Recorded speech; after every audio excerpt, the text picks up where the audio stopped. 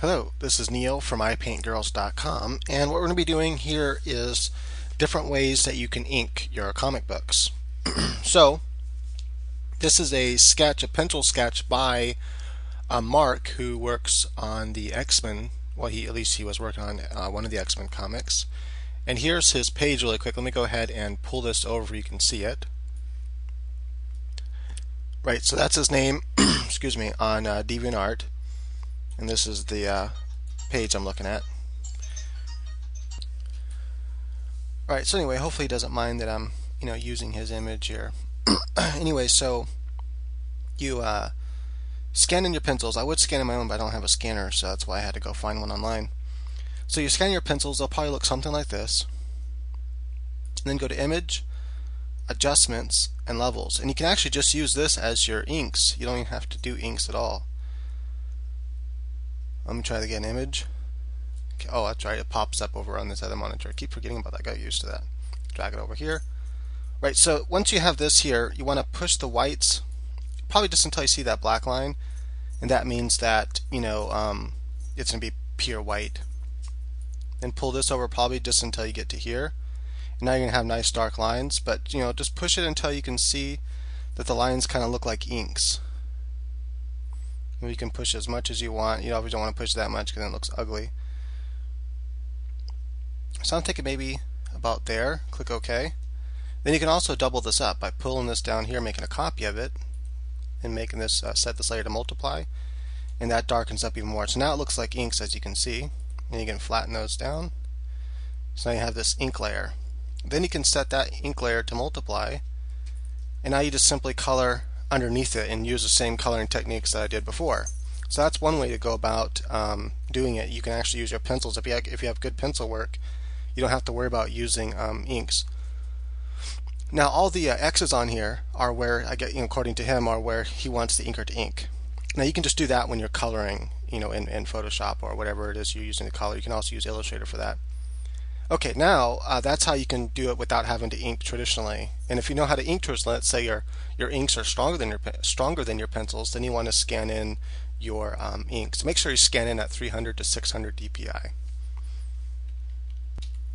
Right, so another way to ink is, of course, to do your sketch digitally like I do. And once you have your digital sketch done, then you can take it into whatever program you want to ink in. I really don't recommend inking in Photoshop. It's just like one of the worst programs to ink in. But Painter does a pretty good job. But still, I find inking with Painter's pen kind of difficult. So I'm going to show how to ink with Illustrator then. But Painter does work, and especially with the Cintiq. If you can afford a Cintiq, try inking with Painter. It actually works pretty good when you use the right brushes. It's pretty cool. Okay, other cheap options are Manga Studio. I think that's a cheap program. I can't remember how much it is. But Program Sai, I think it's SAI, is only $30 or $40 to buy it, and you can use it for a month for free. So that's a pretty cool option too. And it's got built-in vector and pixelation, so it's really cool for inking. Right, so let's go ahead and open up Illustrator really quick, and I'll show some inking techniques with Illustrator, how to set up your brushes and stuff. So I'll go ahead and get that open and then unpause. Alright, so what I do is I paste my sketch in here, and you want to make sure it fits into these crop marks, that green area, because if not, then I think there's a save option. When you go to save it, just make sure that you ignore that part. I'm going to just go ahead and just resize it so that it fits in there. Right, then I'm going to go ahead and turn the opacity down to this layer so I can see easier by going to that little icon there. Then turn the opacity down. Go back down this icon for your layers. I'm going to put a lock on that layer. Make a new layer. I'm going to open my brush over here. Double click on it. So these are the settings: Fidelity 3, Smoothest 1. Make sure Keep Selected is unchecked. Make sure Fill New Brush Strokes is unchecked. I have this within 4 pixels. You can mess around with these settings and see what you like. Sorry about that, my dog was like growling at something, but there's nothing there. So anyway, a ghost or something.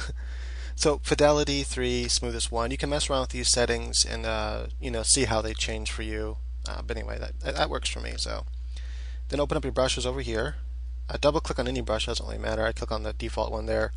I change this to round, change this to fixed, this to pin pressure, and then pull the variation. I think 2 and 2 works just fine. Just depends on the size of your image. You can go up to like 4 or 3, but I think 2 and 2 works good. Now this is an important part. You got to open up your Wacom setting, your Wacom property settings, and it'll probably open up my other. Yeah, I'm gonna have to drag it over here.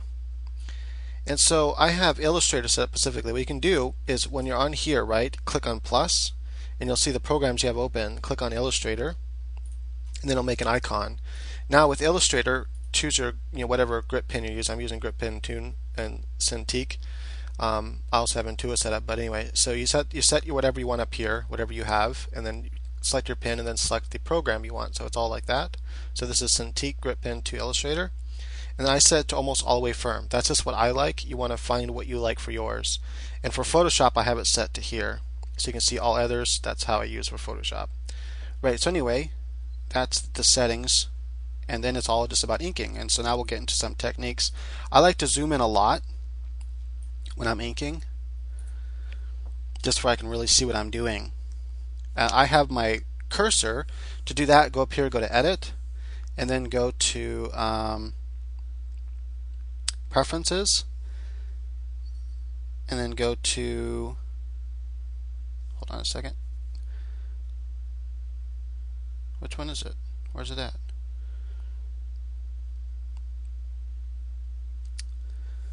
Okay, hold on. I don't know why I'm like spacing out here. I don't know why I can't see. Oh, there it is. So it's under General. Use precise cursors. So you can check that there if you want. Anyway, so now it's about inking. Then over here, make sure this is set to transparent, and that is set like that, and then you're ready to go. And so really, it's just about controlling your stroke. But you can go as slow as you want. So you start off light, and then start pushing harder and harder to get thicker lines, and then let up right here, let up till it's light. That way you get that shape like that. So the lighter push, the thinner line, thicker the thicker. So typically when I do lines, I go light, hard, light. So like I say, I want to do this stroke right here. And by the way, this is a lot easier to do when you have a Cintiq. So I know I'm talking about it a lot because I just got it, but really it does save a lot of time. It makes a lot of things easier. I go light, hard, light. When I say hard, not too hard. I'm going to zoom out one here, make this a little bit easier for me. Light, hard, and then kind of light. So something like that. And after a while, after you're doing this for a while, it just kind of becomes natural.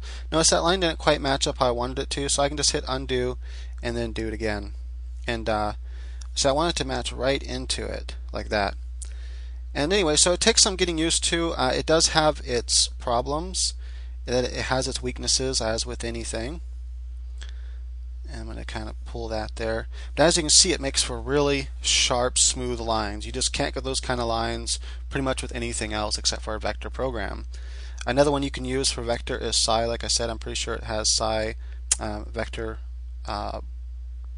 options, a vector brush for inking, and you can also use Flash. The only thing about Flash is if you zoom in, it actually changes the size of your brush. I hate that. I don't know if you can change it or not. I haven't tried. I haven't used Flash in years, but I remember that's one thing I hated about it.